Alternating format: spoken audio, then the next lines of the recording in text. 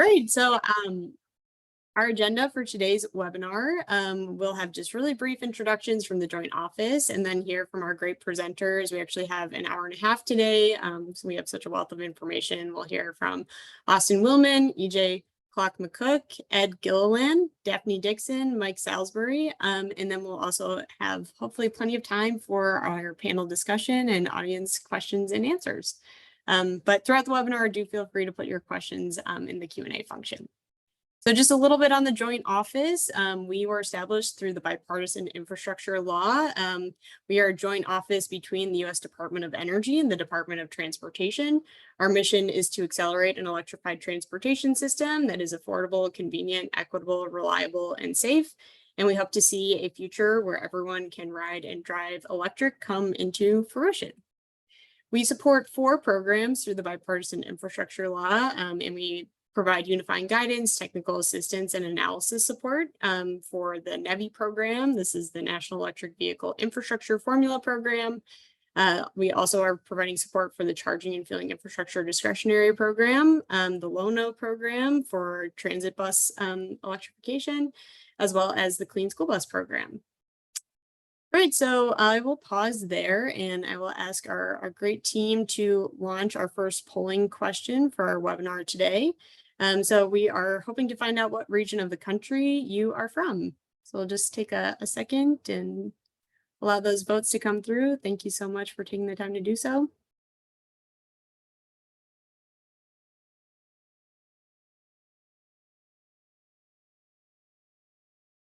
I've got the functionality today where I can actually see the votes coming in, so this is fun.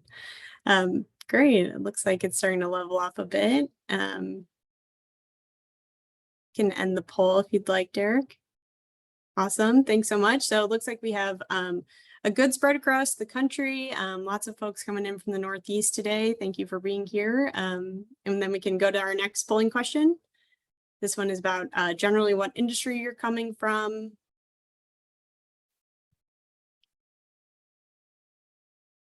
We'll just give it a few seconds here.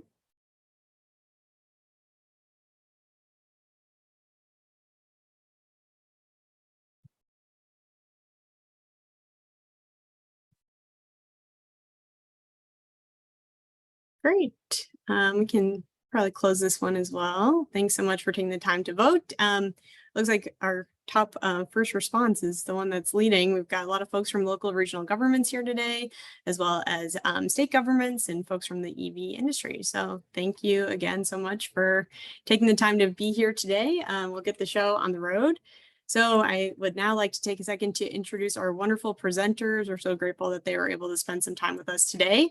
We're going to hear from Austin Willman, who is a transportation research project leader at the National Renewable Energy Laboratory, or NREL. She provides technical assistance to support states and communities in their efforts towards electrification and supports communications and engagement work with the Joint Office to help facilitate the deployment of zero-emission fueling infrastructure and zero-emission transit and school buses. We'll then hear from EJ Clark-McCook, who has joined the RMI Carbon-Free Transportation Team, has been there since 2014, and leads the Battery Circular Economy Initiative and passenger vehicle electrification infrastructure work at RMI. EJ's work with batteries includes evaluating the economic, social, and environmental opportunities of battery circularity, its investment needs, and the policy strategy needed to drive circularity. His vehicle electrification work includes public charging infrastructure, ride-hail electrification, and transit bus electrification. We'll also hear from Ed Gilliland, who has been working to support local government practices in the renewable energy industry since 2015. In 2023, he co-authored the report Planning and Zoning Guidance for Electric Vehicle Charging Deployment, and he's a principal investigator for the Charging Smart program, which supports and recognizes local efforts to facilitate EV charging growth. We'll then hear from Daphne Dixon, who specializes in working with municipal staff and commissioners on EV readiness and EV zoning regulations and shares best practices with mayors, municipal leaders, organizations, and community members across the country and during the annual Coast to Coast EV road trip. We'll then hear from Mike Salisbury, who has been working with the city and county of Denver as their transportation energy lead since 2018. His focus is on promoting electric vehicles and electrified mobility in all aspects of Denver's work, both within the city operations and among the general public. Initiatives underway in Denver include expanding publicly accessible charging stations on city and private properties, electrifying car share vehicles, electrifying the fleet vehicles in the city, increasing access to e-bikes, and also supporting electrified mobility in general. So we've got a great lineup here today. I'll now pass it over to Austin to get us started. Thank you, Bridget. So for those who attended Tuesday's permitting webinar, I think the slide will look a little familiar. I just want to highlight a few resources that we have available. So we have some new information available on the Alternative Fuels Data Center related to both state and local planning for EV charging infrastructure. So this new content really focuses on how to create EV-friendly regulations policy, including a new section we have on building codes, parking ordinances, and zoning ordinances. So this page provides kind of a high-level overview with links to best practices, resources, and also example plans. And I think what's great about all of this new web content is that it's continually kept updated and new resources are added to these pages as they become available. Next slide, please. So I wanted to touch a little bit on both the state and regional government as well as local government roles as it relates to zoning and building codes. So I know our great presenters on today's webinar are going to cover some of those best practices as well as share some of their expertise with implementing zoning regulations and building codes for EV infrastructure. So I thought it'd be helpful to really talk through some of the roles that state and local governments play for EV infrastructure planning. So we'll start again with the state and local governments. We found that one of the kind of most critical parts is making sure that we're creating some regional consistency.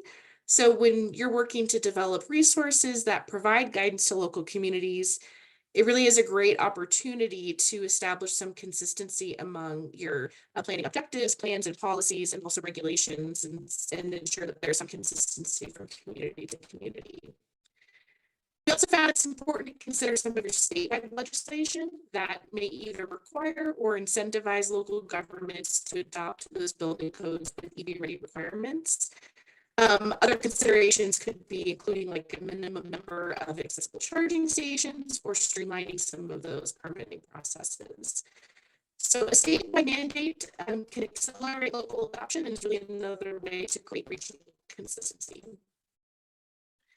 Another approach is looking at some of the conducted targeted outreach to make sure you have available resources and training to local governments. A couple other considerations are to maintain an EV webpage and also provide funding support for community planning around EV structure and EV charging station build out. Hey, Austin, your audio is a little choppy right now. Is it possible to switch your microphone to something else, please? Let me check. Thank you.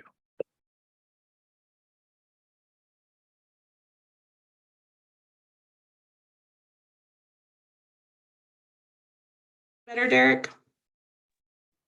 I think so. Yeah, go ahead and talk a little bit and let's see. Great, thanks. So talking about the local role, we know it can be especially challenging Not to Austin. Well, I'm not sure what's going on. We may have to go ahead and skip forward, then we'll have the slides available following the webinar. Sounds good. Sorry, Austin. It's No worries. We're just left me there.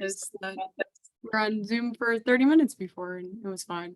But thank you for stepping in. And yeah, like Austin said, these slides will be available afterwards. And if you do have questions on this content, I know the AFDC resource is there, but you can also reach out for the Joint Office for any other technical assistance support. We'll move the slides along. Yeah, this is our technical assistance website, and you can also reach out to the JO Communities TA at nrel.gov if you are looking for some specific technical assistance, one-on-one meeting support, that type of thing. Great, so I will pass it along to our next two presenters. EJ and Ed, I believe, will kind of switch off during their presentation, but I invite you both if you would like. Great, thank you so much. Hopefully my audio is coming through clearly, Bridget. Yeah, that sounds good. Wonderful. Well, thank you everyone for being here. I'm certainly excited to be here, and thanks to the Joint Office for organizing this webinar and giving us an opportunity to talk through this very important topic. My name is EJ Clark-McCook. I'm a principal with RMI's Carbon-Free Transportation team, and I, along with my colleague Ed Gilliland from IREC, are going to be talking through our recent work that is geared towards streamlining, standardizing, and ultimately accelerating the local approval process for EV charging development. Next slide, please. So just to give a quick overview of what we'll be looking at today, I'm going to start with a discussion on why this topic is important and how we arrived at the recommendations. And then I'm going to turn it over to Ed, who will go into detail on a couple of the specific topics that are contained within this work. Next slide, please. So why is this topic so important? Streamlining, standardizing, and ultimately accelerating the local regulatory approval process for EV charging deployment. Well, the fact is that despite the incredible progress that has been made in many parts of the country over the past several years, we need to go much, much faster. The EV market from 2022 to 2023 grew 50%. And despite what you might see in some headlines about the EV market coming off the rails, the fact is that's really specific to certain manufacturers, certain models. The EV market overall is continuing to expand rapidly. In fact, in 2023, for the first time ever in the United States, we sold more than 1 million cars, more than 1 million EVs. And we're really at a critical juncture now at this point, as we move past the early adopters who are more likely to take the time, be willing to figure out a challenging charging situation, who are much more likely to have easy access to home charging. Now we're moving into a broader segment of the market. And these folks need to have an excellent experience with their EV and charging, and also are less likely to have that easy at-home charging experience. And so as a result, this is where public charging really can fill a critical gap, and therefore why we need to make a lot of progress on this in the near future. And so what is the problem? Well, in the United States, there are 23,000 authorities having jurisdiction, the entities that approve new charging projects. And each one of them have different process, paperwork, requirements, and even varying expertise when it comes to EVs and EV charging. And all of that makes it difficult for a charging provider even to discover what is required and how to apply, and then also challenges in meeting varying requirements, some of which were created without EV charging ever in mind during the process. And all of that adds extra time and uncertainty to a project, which of course translates to increased risk and ultimately increased cost. And so as a solution, we modeled our work on the very successful SolSmart program that IREC has been leading for many years now. SolSmart was designed and has effectively streamlined and reduced costs for permitting of residential rooftop solar. What we observed is that in the EV charging space, a lot of the problems are similar. And so we built this project in the mold of SolSmart in order to overcome these problems for EV charging. Next slide, please.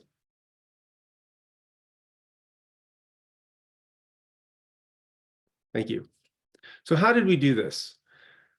We created a working group within the Planning, Zoning, and Permitting Subcommittee of IREC's Sustainable Energy Action Committee. Now that's a mouthful, but the important part is this working group was composed of more than 40 stakeholders that represented auto OEMs, all of the major national charging providers, many folks from the planning community, and other EV experts. And this working group collaborated for about a year, first identifying what are the most critical challenges in this space, and then how do we overcome them. Once we had a complete draft of the guidance from this group, we actually shared it with an even broader set of stakeholders to ensure that we were getting as broad and comprehensive a set of input as possible. And the final result is a document that provides clear guidance for predictable and transparent local standards that will help accelerate the deployment of the nearly 3 million charging plugs, public charging plugs, that will be needed in the US by the end of this decade. Next slide, please. So when I'm talking about local EV readiness, this is really a very broad topic. It includes things as diverse as municipal fleet electrification to utility planning, how the public utility commissions interact with the system, incentives, and more.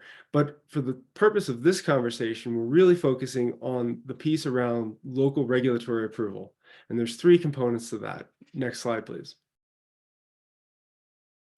So the first is building and electrical codes. And I saw a question come in early on about fire safety. This is certainly a key part of that.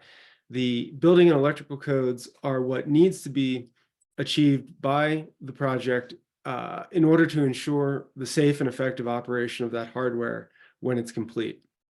The second piece is around planning, zoning, and development requirements. So this affects where the chargers can go in the community broadly, where they go relative to streets and buildings, what they need to look like, etc. And the last piece is the approval process. What is actually required to apply for approval? And then how is that application evaluated and ultimately approved? Next slide, please. So to tackle these questions, again, we put together this document, and here's the quick outline or overview of what we have. It begins with summary information to explain why it's needed, the key characteristics of EVs and their chargers, and the local regulatory approval process, but then dives into the details on 5 key topics. First, for each topic, first outlining the challenges that are present today, our recommendations on how to overcome those challenges, and then examples, case studies, and best practices from around the country where progress has already been made on these issues.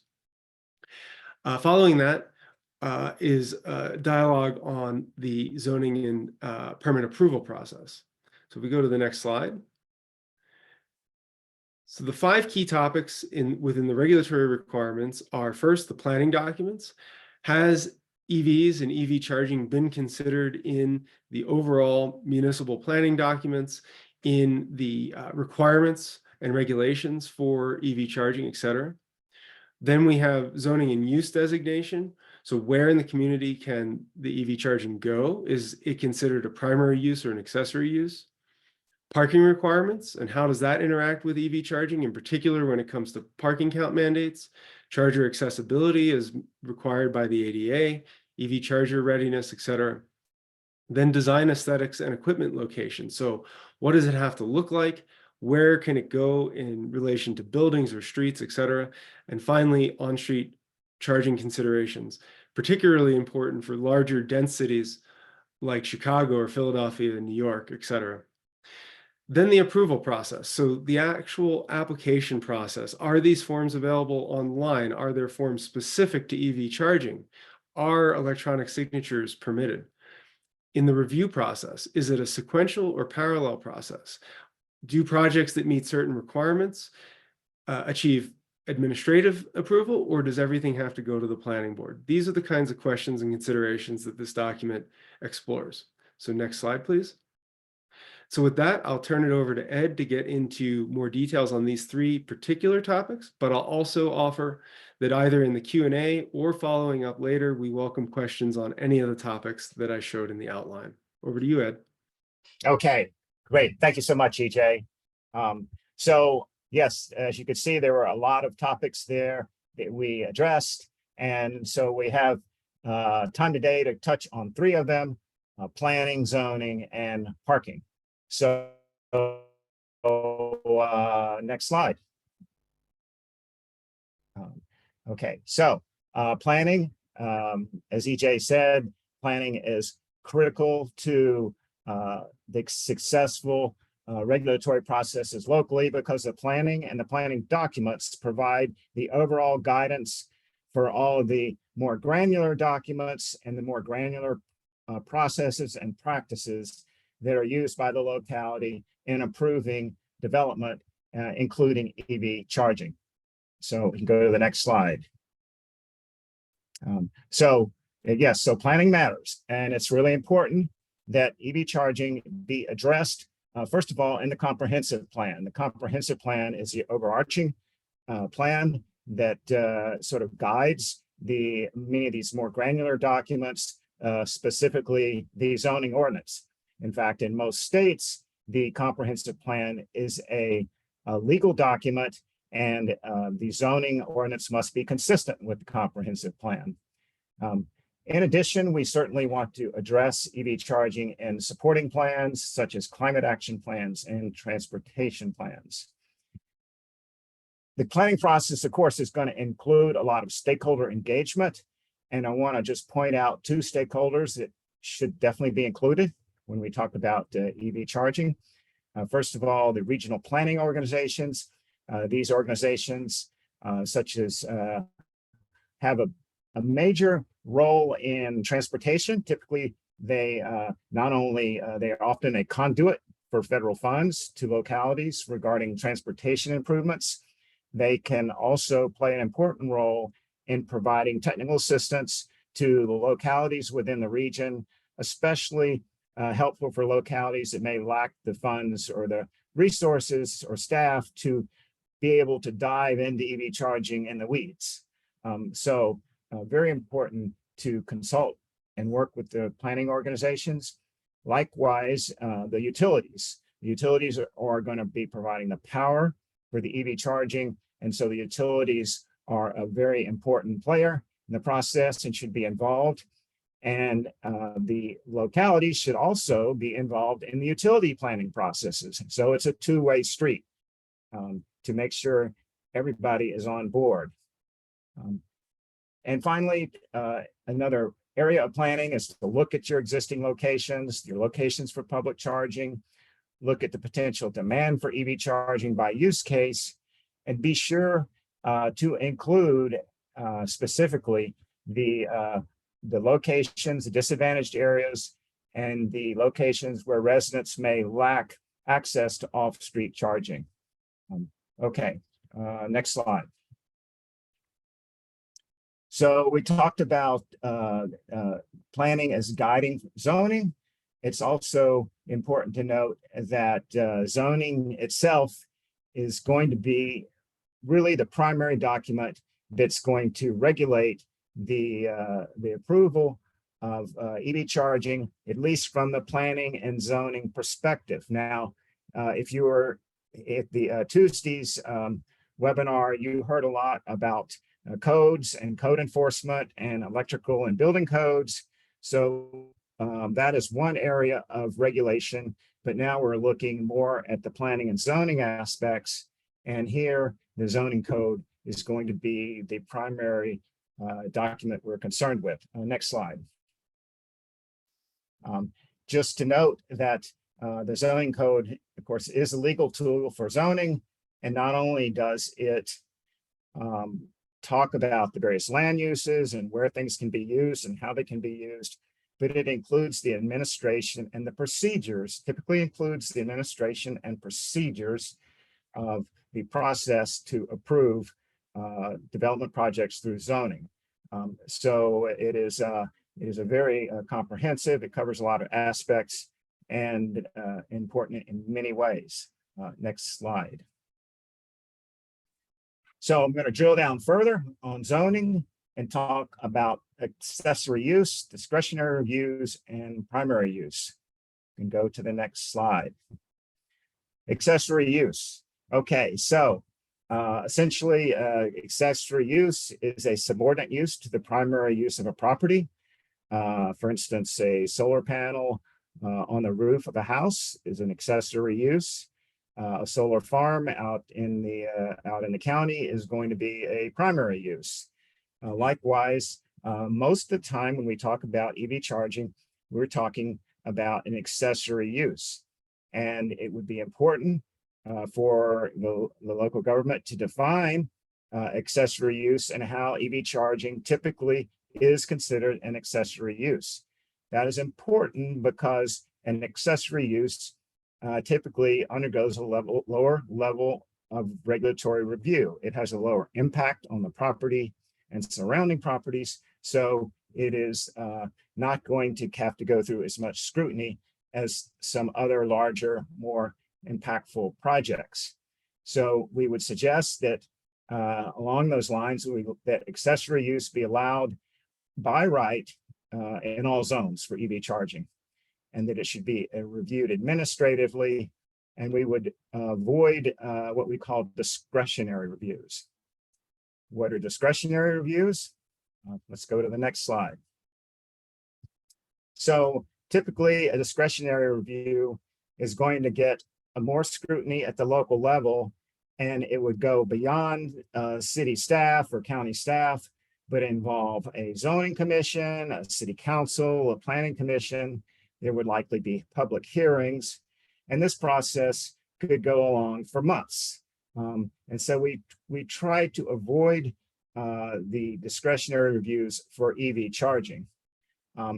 One type of a discretionary review is one instance where you could have a discretionary review is if you don't even talk about EV charging in the zoning code.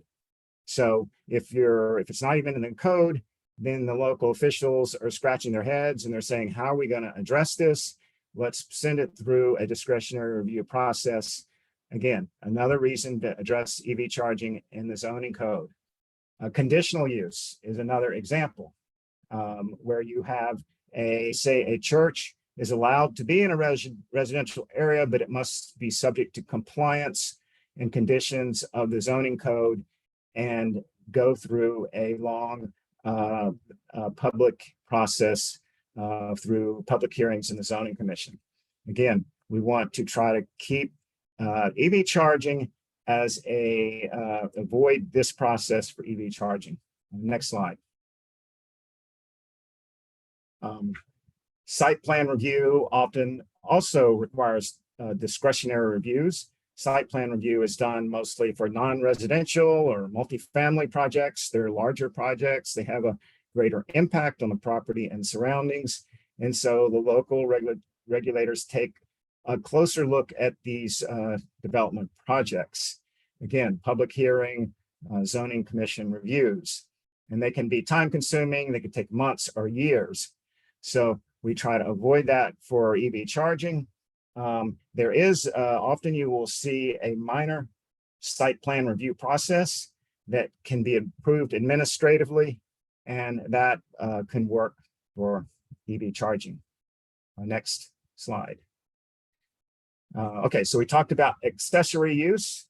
Another term related is going to be primary use. So here we're talking about, say, a charging hub where it's an intersection and its primary use is to serve the traveling public with EV chargers or fleets or a combination of the two. Again, though, we still want to avoid the discretionary reviews. One way to do that is to define primary use EV charging as its own use. What currently happens is that localities just lump EV charging primary use together with a gas station, and they just say, they're about the same, right? Well, they're not really. The EV charging does not have the safety and environmental concerns that you would typically in line with or typically associate with a gas fueling station. So we want to make EV charging as its own use and then set it as an approved use. You know, it can be approved. It does not have to go through the discretionary reviews. Okay, next slide. So in summary, on these few slides, allow accessory use EV charging by right in all zones. When clearly a primary use, allow EV charging as an approved use, avoid discretionary reviews. Now, admittedly, there are going to be times when EV charging, for some reason or other, does have to go through a discretionary review process. In such cases, it is going to be very important for the locality to be very clear upfront with the developer that this is going to be discretionary reviewed. It's going to take this long likely take this long. And so at least allow the developer provide that certainty upfront as to what's going to trigger a discretionary review. And finally, of course, we're going to have to look at updating the zoning codes to address many of the issues that I just raised. Next slide. All right, I'm going to touch briefly on parking, and particularly regarding parking counts. And next slide.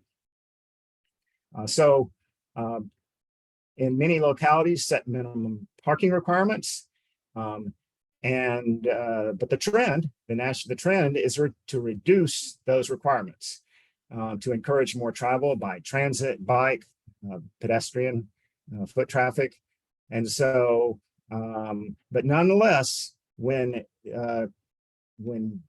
applications come in for converting existing spaces to dedicated EV charging spaces, it's often viewed as a violation of these minimum parking requirements. Next slide. So really, the response there is allow existing spaces converted to EV charging spaces to count towards the minimum parking mandate. Somebody's still in that parking space, they're just using it for charging. For accessible charging, it's going to be larger, take up more space than a standard parking stall. So we're suggesting that accessible spaces be allowed to count as 2 spaces for determining minimum parking requirements. And finally, we suggest that parking space reductions for charging related equipment count towards minimum parking mandates. Now, ideally, you want to put the charging equipment outside of the parking area, but if you can't do that, then it may require some reduction or some reduction in parking spaces. Next slide. Okay, so we look forward to answering your questions. There's a web link to our report, and I'll turn it back to, I guess, Bridget. Yeah, that sounds great. Thanks so much, Ed and EJ. We really appreciate all the information. So now I will invite Daphne to come up, and we'll advance your slides for you, Daphne. All right, thank you. And Ed and EJ, that was awesome as always. All right, so my name is Daphne Dixon. I'm Executive Director of Connecticut Southwestern Area Clean Cities. We are designated by the Department of Energy's Vehicle Technologies Office, and our coalition is hosted in our nonprofit, which is Live Green Network. Next slide, please. All right, so I just want to share with you some experience about EV zoning regulations and what some of the programs we have done on the ground here. So a long time ago, I ran for the Zoning Board of Appeals because I really wanted to make a difference in my community. And during my time on that zoning board, I actually saw firsthand how powerful zoning regulations actually are and how they have such a huge influence and impact on the community. So back then, when I was on that board, I learned the process of how zoning regulations are actually passed, what it really looks like, what the appeal process is, how commissions and staff actually work together. And again, just the power that these few people on the commission actually have. So back in 2019, we started doing EV readiness studies. The utilities asked us to learn more about what was going on in the communities. So during that process, while we were doing these studies, we spoke with zoning commissions and zoning staff. And back then, for a lot of good reasons, they just didn't see the need for EV zoning regulations, and they really weren't that interested in doing them. They thought maybe it was kind of over-regulating. And so from those conversations we had, what we really saw was that there was a great need to provide more information to zoning boards and commissions about the benefits of EV zoning regulations, how they actually could help their towns. So we launched a 12-week program. Municipal EV Readiness Toolkit is a 12-week program, and in that program, we had a module specifically on EV zoning regulations. And at that module, we had 2 presenters from 2 cities here in Connecticut that had already passed EV zoning regulations. That was Hartford and Middletown. And their presentation actually influenced another city in Connecticut, South Windsor, to go ahead and develop and pass EV zoning regulations. So after that 12-week program that we did, I think we had about 60 municipalities, another 20 in the following year participated in a 12-week, a 9-month program. And in that 9-month program, We did clarity sessions, and every single one of those 20 municipalities said they were interested in learning about EV zoning regulations. So we could see that there actually was quite an interest. So when we did our 9-month program, we had a couple sessions on EV zoning regulations specifically. And we had the person who had been in the 12-week program who had been influenced and passed zoning regulations. We had that person from South Windsor come to our 9-month program module on EV zoning regulations. And of course, what that did was that influenced another community to go on and pass EV zoning regulations. So we could see that there was, people were learning, and towns and commissions were learning from other commissions. And the ones that we saw that participated in our program, they followed sort of a process. And so we documented that process along with them, and we created the municipal EV readiness the EV zoning regulations blueprint, which is this guided process to hopefully easily pass zoning regulations. And then what we wanted to do is we wanted to see if we could scale this blueprint. And so along with our other Clean Cities coalitions that were interested in this, namely Colorado, Indiana, Minnesota, New Jersey, and Washington, D.C., we shared the blueprint process with them to help them scale EV zoning regulations in their states. We also did a pilot in Fairfield County last year where we provided countywide EV zoning regulations training to 23 municipalities in Fairfield County. And we also showcased the 6 municipalities that had already passed EV zoning regulations. And so now what we're up to is creating model language, starting in Fairfield County, EV zoning regulations model language, which we hope will be completed by May 1st. And then we're going to take that model language on our Coast to Coast EV road trip. When we head out this August, we go through 17 states and we do a lot of demonstration events. We work with a lot of partners to do events at municipalities, and we'll be sharing that information. And so just as we start off on this presentation, the overall sort of premises of this is if EV zoning regulations can be passed at the local level and scaled across the country, the results are going to be a consistent charging experience that is safe, equitable, and that it supports EV adoption. So if you go to the next slide, this is our Coast to Coast EV road trip. So we've done these road trips in 22 and 23. I've driven 11,000 miles across 30 states, and I will tell you that the experience is, it's great, and it's great to be out there, a pioneer and all of that. But that being said, it's very inconsistent. You often feel very unsafe when you're charging. It's very unpredictable. It's kind of like a first date. You don't know if you're going to like the charging station. You don't know if it's going to like you. You don't know what it's going to cost. It's all these things, and it's very unpredictable, and you never really know what's going to happen, and it's not equitable. So if we go to the next slide. So, the NEVI program, which is amazing, and other funding opportunities are helping charging stations be installed rapidly across the country.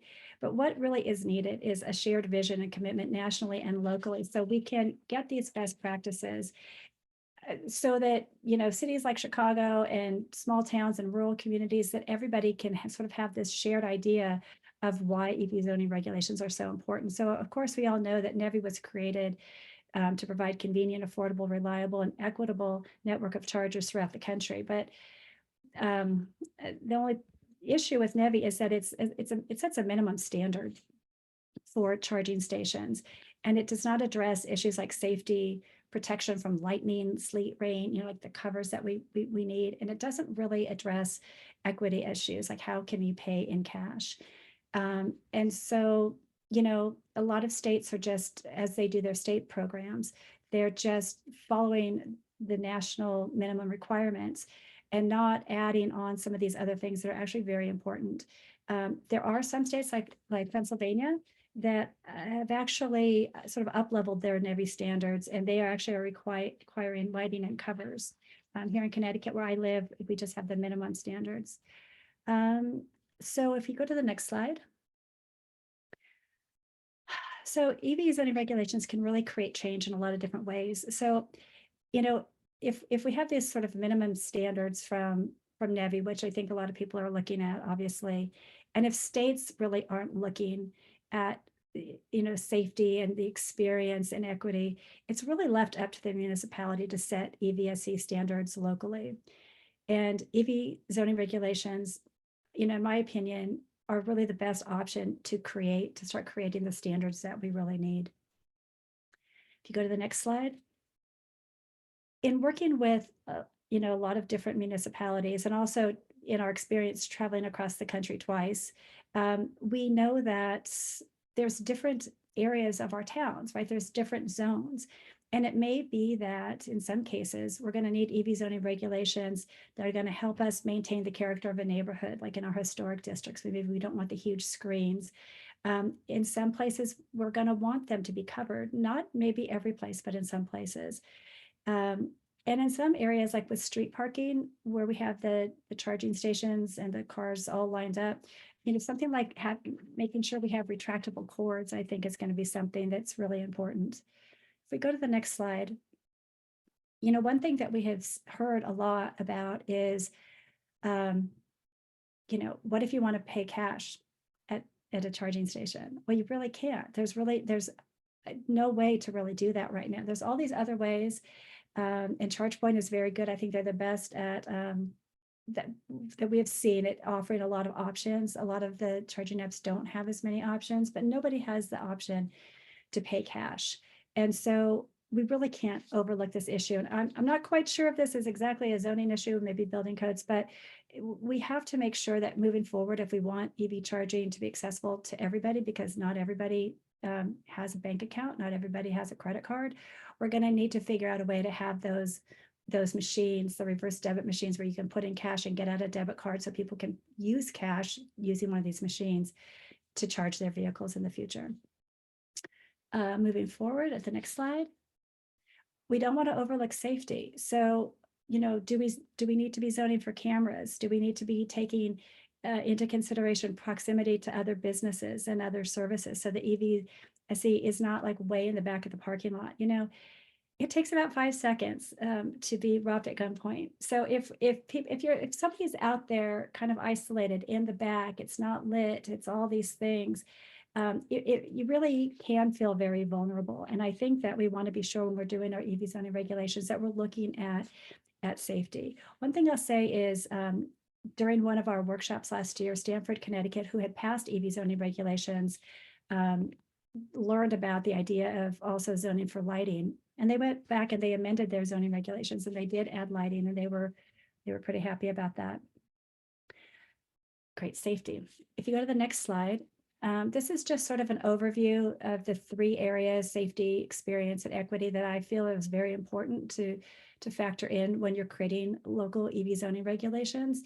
And when I say experience, it's very important that as we move forward with all of these charging stations that we're installing all over the country, that we are making the experience of charging as similar to getting gas as possible. So I know it takes a little bit longer and all of that, but it can't be that the charging experience is so very different, so completely different than getting gas, because if it is, we're not going to be able to encourage more people to buy EVs, because the charging at public and destination EVSE is just going to look too difficult. And so we really need to up level this experience of charging and make sure that we're doing everything we can to make it something that we feel like everybody could see themselves doing. If you go to our next slide, this is just some metrics on our 2020 Municipal EV Readiness Toolkit program, which included the modules on EV regulations. And so we had over 200 people participate. Lots of towns came to it and cities. So it was very successful, and it has really led to a lot of work throughout the state. If we go to the next slide, this is some metrics on our Fairfield County program that we did. We actually had 21 out of 23 towns fully participate in that program. And the best part of that program, the part I enjoyed the most, and I think the participants did, was hearing from the other towns that had passed regulations, and then just having conversations during those programs. And a lot of great information was shared, very local information. If you go to the next slide. So this is just a cover of our EV zoning regulations blueprint. It's kind of a folksy document. If you go to the next slide, this is our 9-step process, and it's not ours. It was really developed by the first 3 towns that we worked with that went through the process of adopting EV zoning regulations, and so they all kind of followed the same process, and it actually resulted in some good regulations. So if we go to the next slide. So what we're still seeing, and it's all for very good reasons, is resistance to zoning commissions and staff wanting to do EV zoning regulations. And after talking to so many folks in this position, I get it. That you don't want to overregulate. And the other thing I've seen is that what I really respect and appreciate about staff and commissions is they really want to understand more about EVSC before they're making zoning regulations and passing them. So they themselves want to understand, things about, what is it to be a site host? And Ed, I know, talked a little bit about percentage of parking. They also want to know things about, liability. We get a lot of questions about that. Things about enforcement. There's all kinds of questions about that. Signage, we could be here all day talking about that. And then, of course, people still have questions about the reliability of the equipment and different styles and different types.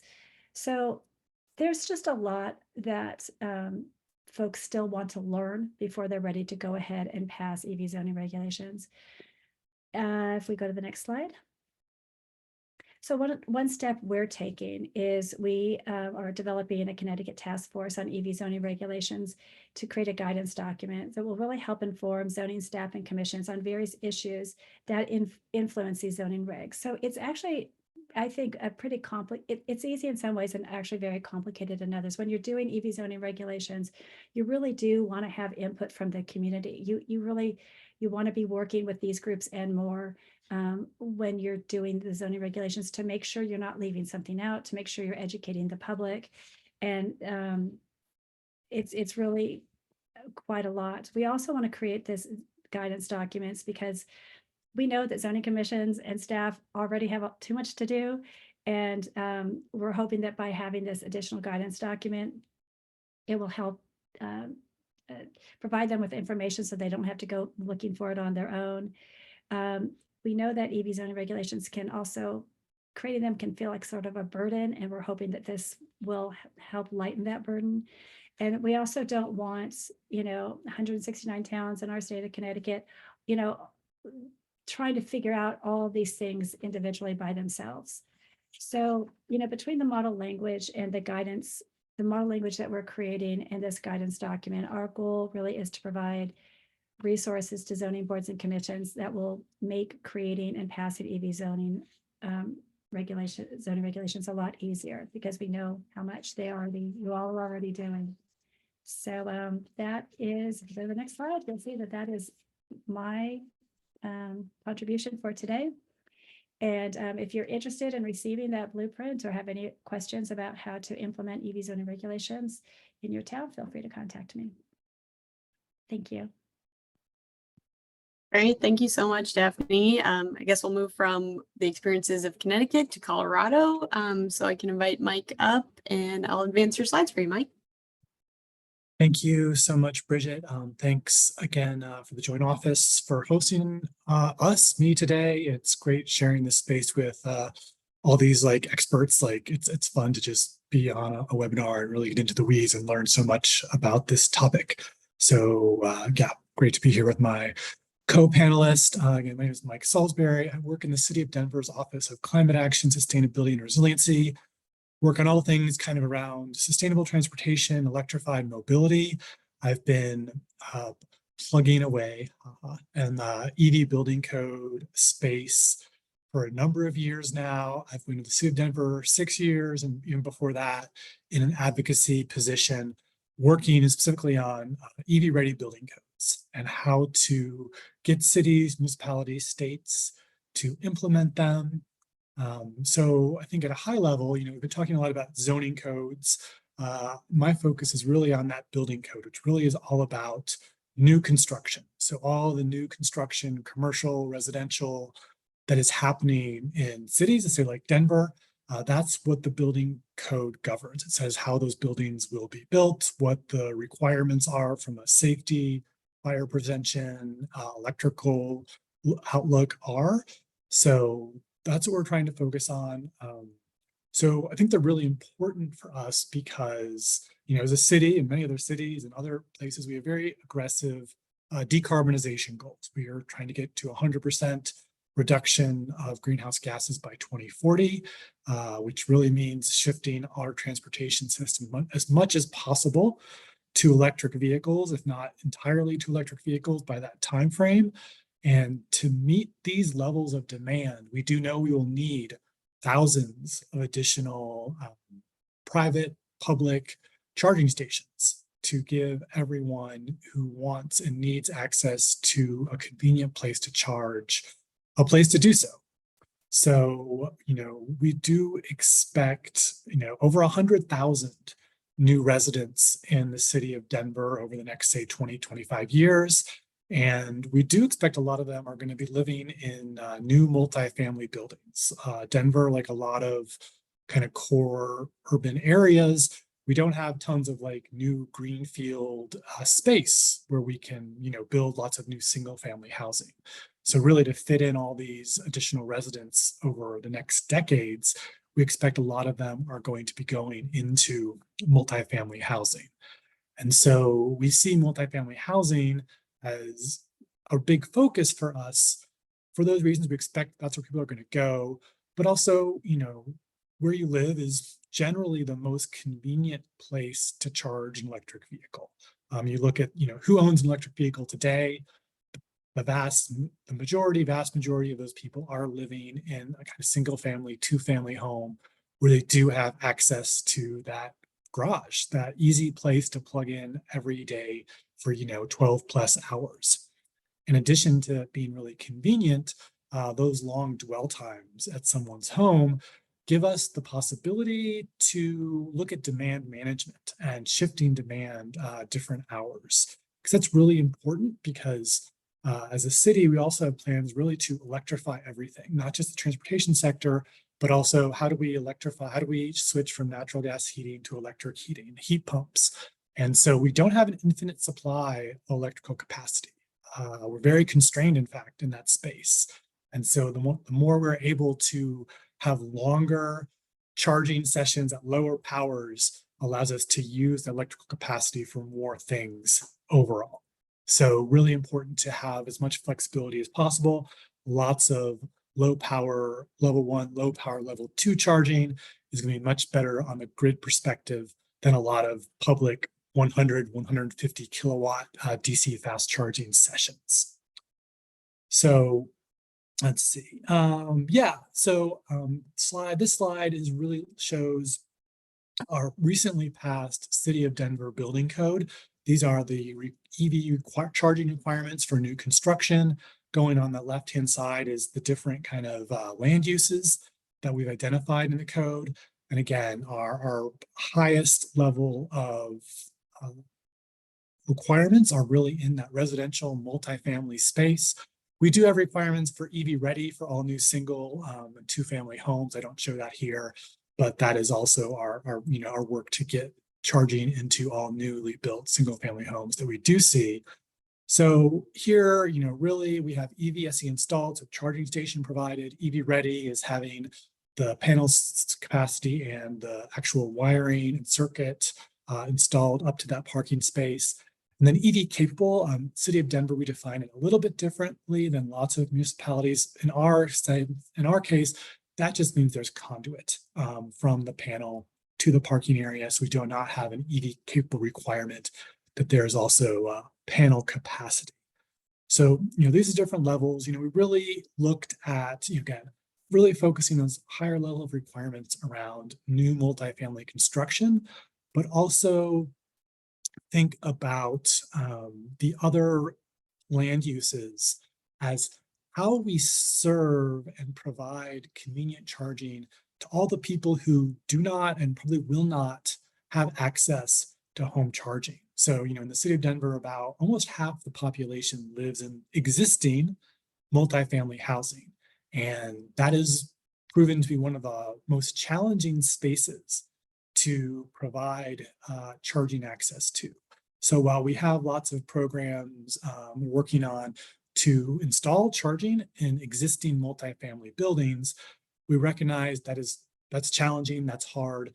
And so we did want to make sure that the building code, as we're building new commercial, retail, shopping, workplace buildings, that those also provide some level of charging that can be used both as a public charging, but also potentially workplace charging. Workplace charging being another great example of a longer dwell time where you can spread that charging load over a longer period of time. So really, in some ways, we're really just trying to figure out how do we provide the most access to people, and especially those who are that public charging space in the kind of business use, mercantile, commercial spaces, is really also very focused on how we are providing charging access to people who don't have that easy access to charging at home. So these are the percentage requirements. We did a lot of work with stakeholders trying to get to exactly the right one, what's going to work with kind of what's acceptable, as most acceptable to the development community, what also is going to kind of help us take the path to get towards the goals that we're working towards. See, I think we can go to the next slide. Just one thing that's also really important we talk about is just making sure that EV charging is accessible. So there are requirements in the building code that a certain percentage of those new EVSE installed need to be accessible. We also have an additional requirement in the Denver code that looks at we call universal access spaces. So these are spaces that are essentially, have that drive aisle to make them accessible to a larger number of people, but they're not a ADA placarded space. So trying to create more spaces where people with different levels of disabilities or challenges will have access to charging is something that is very important to us in the city of Denver. Next slide, please. And we also really worked in this latest code cycle to try to add in as much flexibility as we could, because lots of different building types all have slightly different end uses. So wanted to try to provide developers, provide building owners that flexibility to meet provide access to charging in different ways. So making sure that yes, charging stations can be dual port, and so one charging station can serve 2 parking spaces. So it's not just about serving parking spaces, but also it's not just about serving the parking spaces, but serving the vehicles at those parking spaces.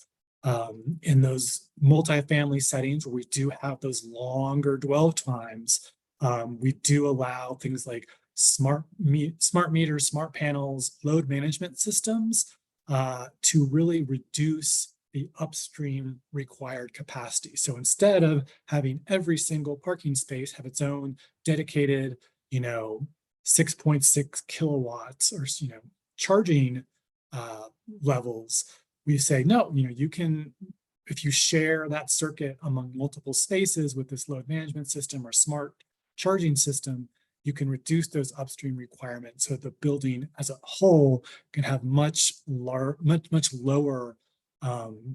electricity capacity requirements, because those can get very expensive very quickly, and certainly causes in Denver, the development community, lots of heartburn and headaches about the cost of that additional electrical requirements. So likewise, we also try to see there's use cases in the commercial space, for example, where we are in all spaces where you can substitute a number of DC fast charging stations instead of level 2 stations. We've had, for example, new Costco built in Denver was like, it doesn't make sense for us to provide giant parking lot, dozens of level 2 stations, because you could spend 3 to 4 hours at Costco. I hope you don't.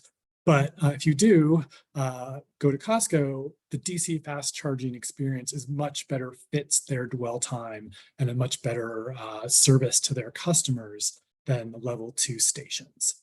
And then again, also, we don't require really small businesses, really small buildings to meet those requirements. So a little bit of flexibility for those very small property sizes. Next, and I think this is my last slide, just some resources here. Again, I've got a link to Denver's 2022 building code. The language can be very, very technical. I had some really smart people who work and live in the enforcement side of this space help me write it, because it's really important. I think from my perspective, like I work in the kind of a lot of that policy space, but it's also really critical that you work kind of hand in glove with the people in your municipality who are actually enforcing, and the people who are reviewing plans, electrical plans and building site plans, and are going to go out and enforce it, because what makes sense on a policy level doesn't always translate to, well, how do you enforce this? How is my inspector going to know and see this on site when they go to check off that someone's met these EV requirements? And I also want to just point to one other resource, which is from the EV Charging for All Coalition. It's kind of a much broader set of information talking about equitable charging, especially in the multifamily space, which I've talked a lot about today. But this is another really good resource to share with, to just review, and has lots of great examples of, how different ways to do the code. And it's also done in partnership with Plug in America. So just another great resource for people to tap into for more information. They can really take a deep dive and get some great ideas and thoughts about how different approaches you can take to address EV ready building codes. And I think that is it for myself. I'm looking forward to discussion and questions. Thank you. Great, thank you all so much. I can invite everybody to turn their cameras back on if you'd like, and we will, now we have a good 30 minutes or so to go through some questions that have come in, as well as some that came in through registration as well. But I just want to say thank you all so much for all those great presentations. I definitely learned a lot and have a lot of notes on my end. Yeah, I think just to start us off, we'd love to just see, where should local governments look to get started when they're looking to adopt zoning or building codes? If, some insights of kind of how long does it take? I know we heard a little bit about who needs to be in the room, but what does it really look like to get started? I'll kick off. I mean, when we've worked with towns, one way we start, because it can be very overwhelming, we just ask towns and zoning commissions, and sometimes the mayor, just to start off with doing an EVSE charging policy for their town, just a policy, just to kind of get the conversation going, just to create an overall policy. Because what we have found is you have the most success when you identify a champion in the town, and then they bring on a couple of people that also want to see EV zoning regulations, and they kind of just start getting to work on just talking about it and seeing who's interested, where there might be barriers, and just getting the conversation started.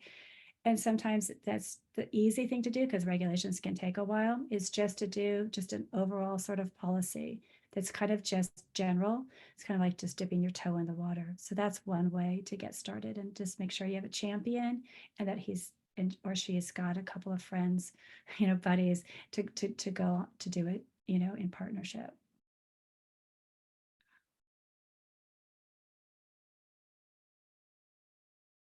Yeah, Ed, do you want to add? I see you came off mute.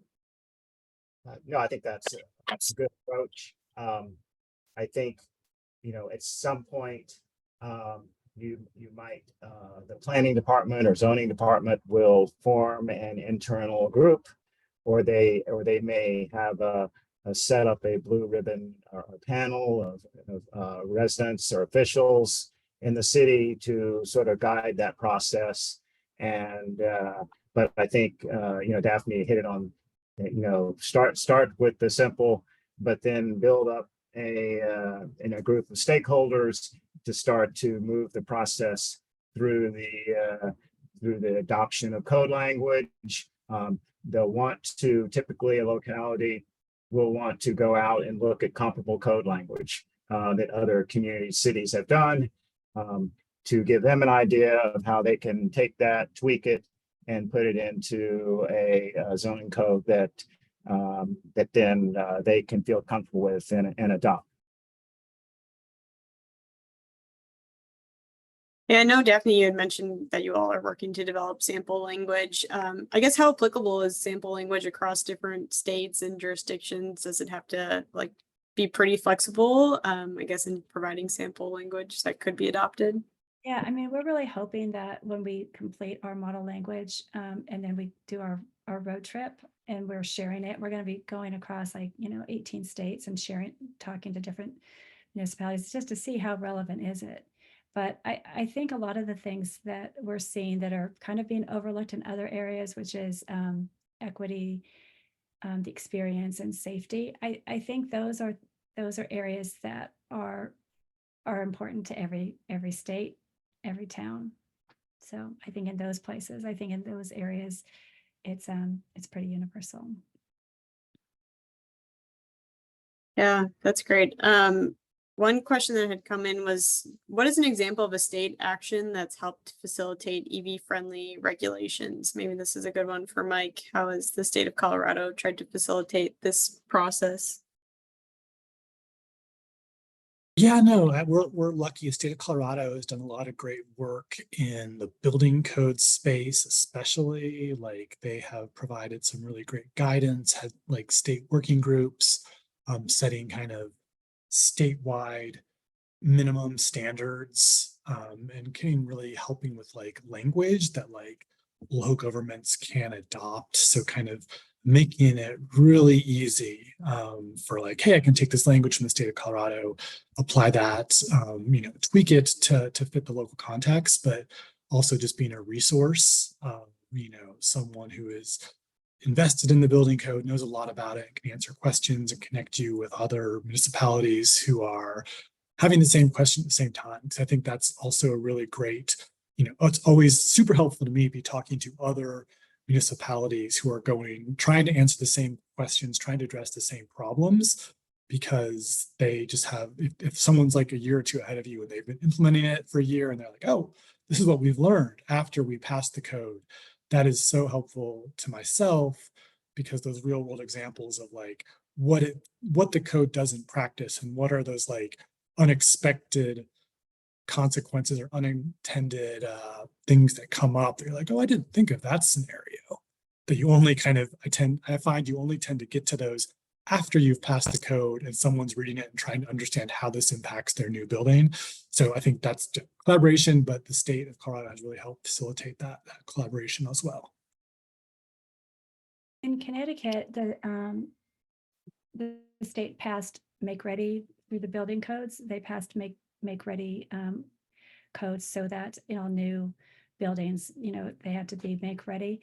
So that actually prompted more towns to want to kind of get more involved in EV zoning regulations. And so what one town did when those building codes came through, and it was for new buildings, they actually up-leveled their EV zoning regulations and said, well, it's not just for new construction, but if there's retrofits or like a lot of this, because no new schools in Connecticut, but if you're going to be doing remodeling that's required, then you'd have to have Make Ready for charging stations.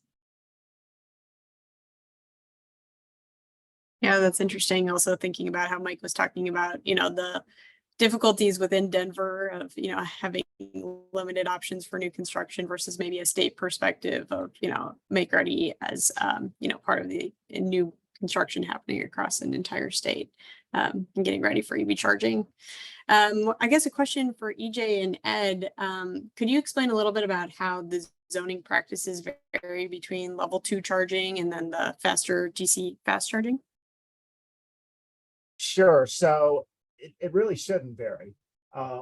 If you have a parking lot for a big box store and you want to put in 10 L2 chargers, or you want to put in 5 L2 chargers and 5 DC fast chargers, or you want to put in 10 DC fast chargers, that really shouldn't be a concern or of the zoning approval process.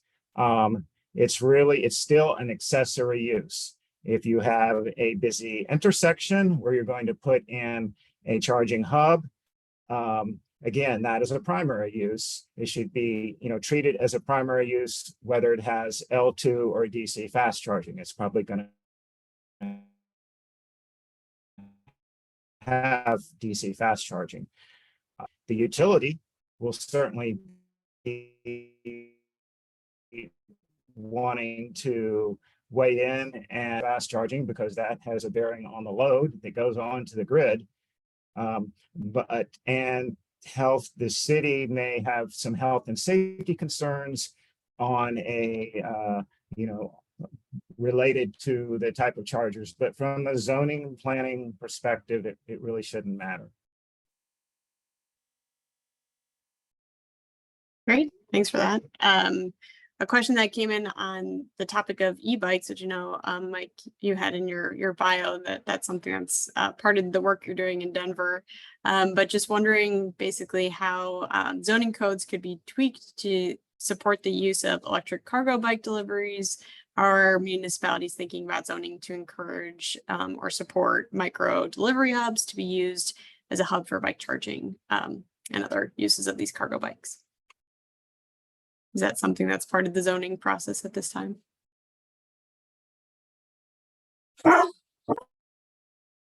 So I can try to speak to that a little bit. I don't think we're looking specifically in amending the Denver zoning code to allow for that. We're trying to do more in that space as far as like e-cargo bikes, deliveries, and how we accommodate those in more denser urban areas.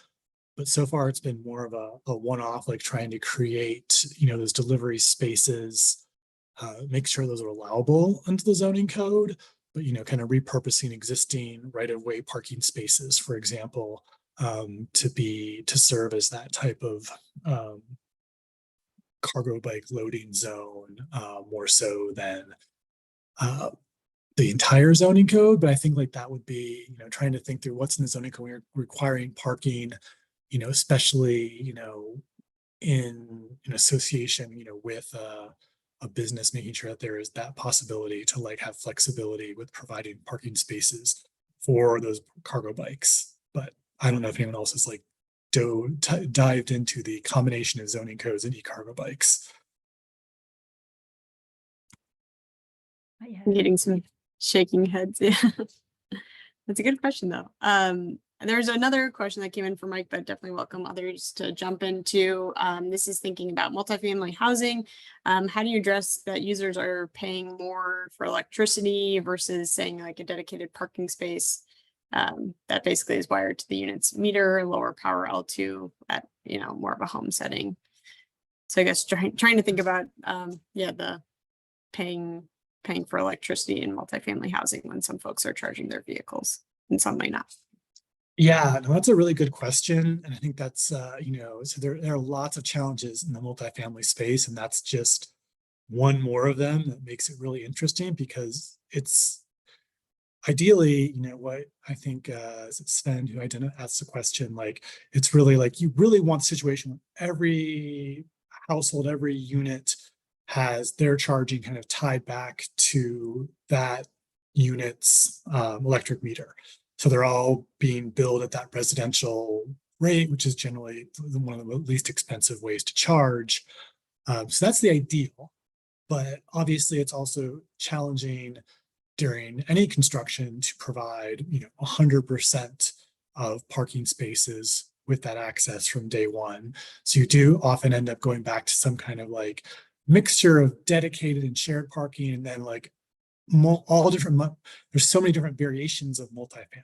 There's some that have assigned parking, some that have shared parking.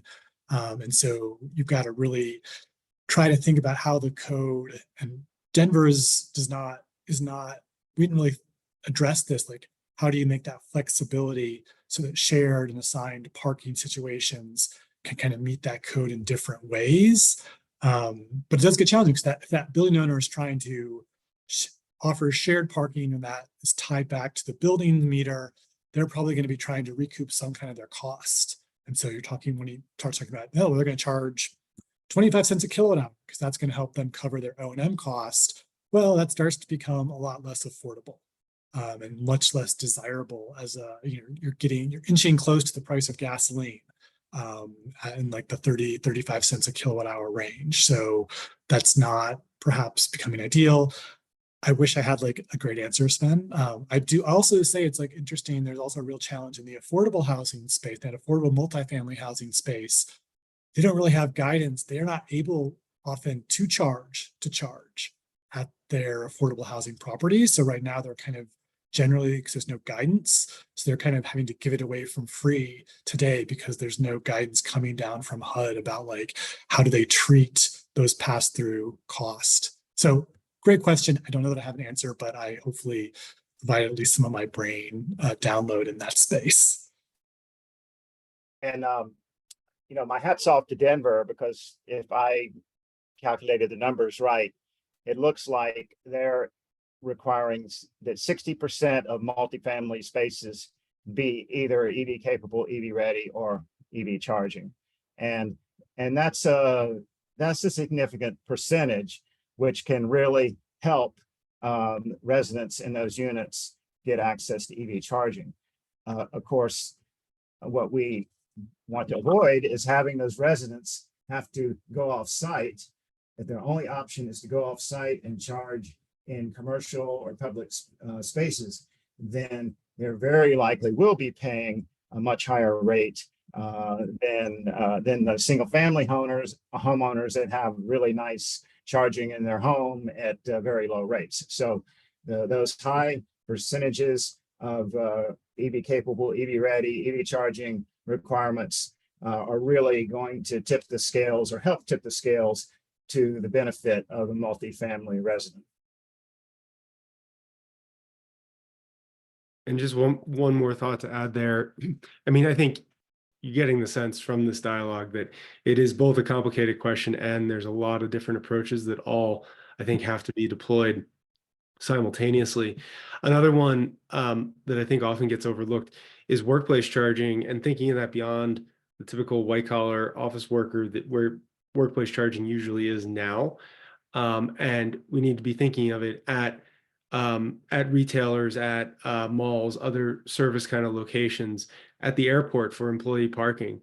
Because if you can charge at work, that can be an effective replacement for home charging. I can tell you that's my personal situation.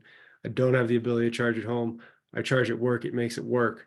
So that's another tool in the toolkit for the multifamily question. Yeah, and studies do show that if you have access to workplace charging, you're way more likely to buy an EV. Great, thanks for that all. One question that had come in was, how can a community member and end user of an EV station be part of the planning process? How should they try to get involved? Maybe this is a good one for you, Daphne. Yeah, so community members are great it's great for community members to get involved. So the easiest way, and what we tell community members when they ask us, what can we do? Easiest thing to do is to call or contact the zoning commission. So in Connecticut, it might be a little different in some of the other states, but in Connecticut, commissioners are elected, basically elected volunteers, and they serve on this commission. And you can reach out to them, email, call them. Sometimes you have to go through the staff and set up a meeting to talk with them. And the most important thing when a community member wants to get involved is to make sure that they're really well informed and they don't go in there just with too many questions, but more solutions, and explain to the commission why it's important, how it can help the town. And the other person that's really good for a community member to talk to is the economic and community development director, because in a lot of, especially in places like Connecticut where there's a lot of tourism, people come here in the fall and look at the leaves, whatever. Having charging stations is great for tourism, and economic and community development directors are always keen on how can we make our town more attractive and more profitable to tourists. So talking with them, maybe setting up a meeting between economic and community development director, who's a staff person, and a commission, is a good way to get the conversation going. That's the easiest way. Awesome. Thanks for that. One question for Ed and EJ. You all had talked about kind of the parking, minimum parking requirements. How do you all think about the areas where the demand for parking exceeds the amount of parking that's available? Is there resistance to setting aside EV parking at the cost of reducing parking for conventional gasoline vehicles? Sure. So this is a real,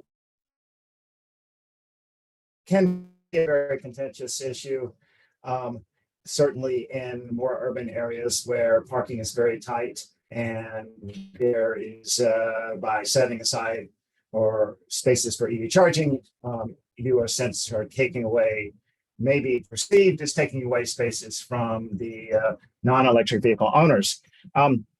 I will say that anytime you are doing planning in a community for establishing where public charging is going, potentially on-street charging is going, it's going to be very important to involve the residents in the process so that they do have a say in what the ultimate requirements are. However, I will say that we do need to provide and show the electric vehicle driving public that there are spaces available to charge. And so we're going to have to put out regulations that ultimately allow some spaces to be available, so that if you are in a, you have an EV, you're not driving around for hours looking for a place to charge. You can drive around, you can see that there's spots opening for electric vehicles to charge. And that will encourage you as an EV owner to, to want to continue to own an EV. It will also encourage those that do not own electric vehicles to think about, hey, this might be a good thing because I'm confident that there are spaces available for me to charge. So it is there's a tension there, admittedly.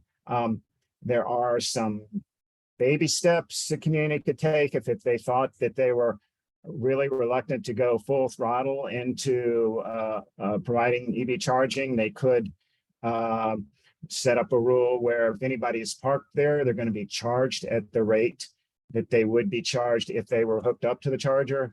They could put signs up that say preferred EV parking.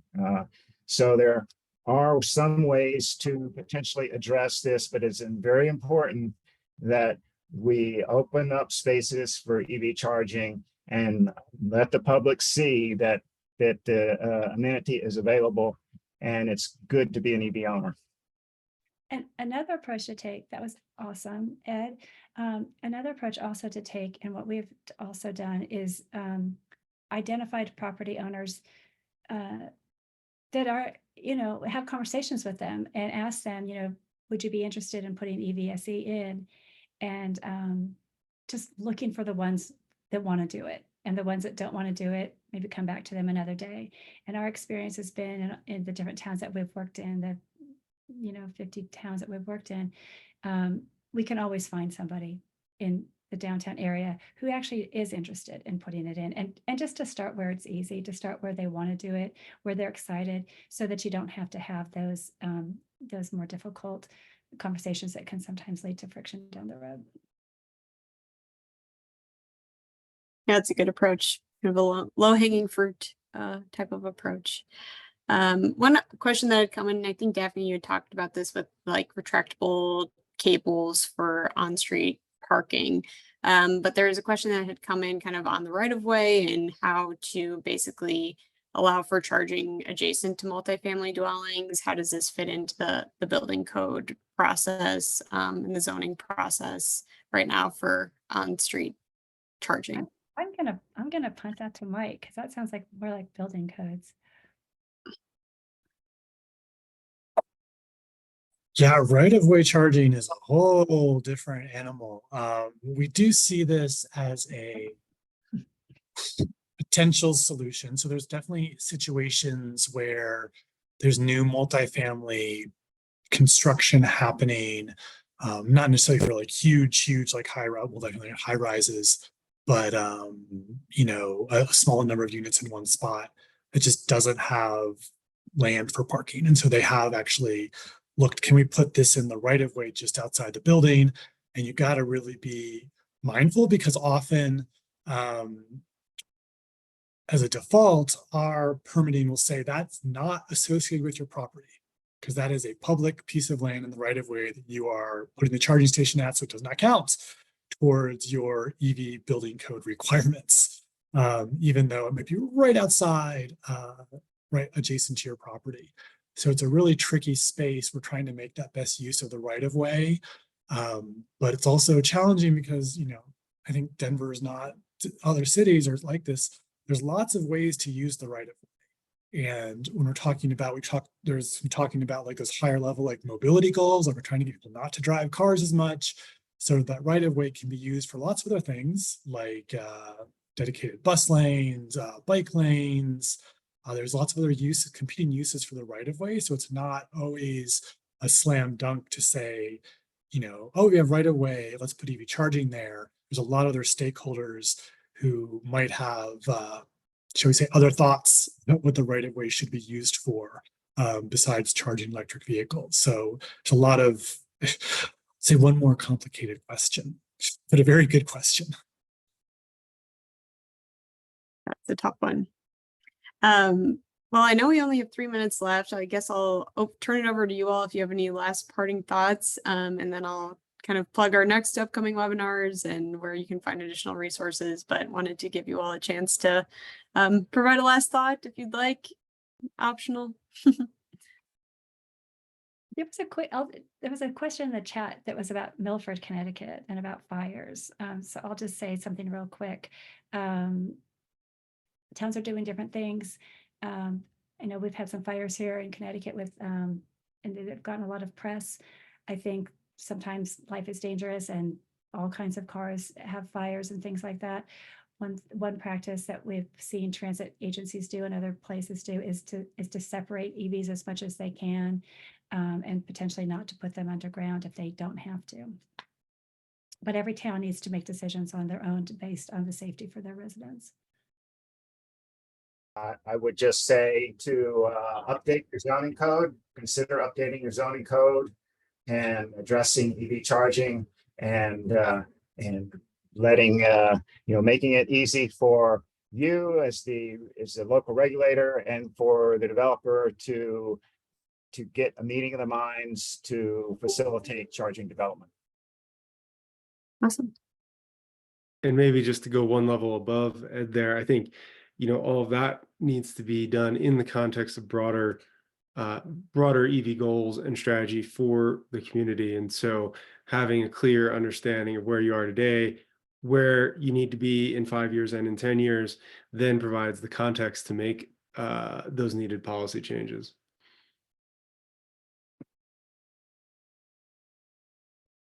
Awesome.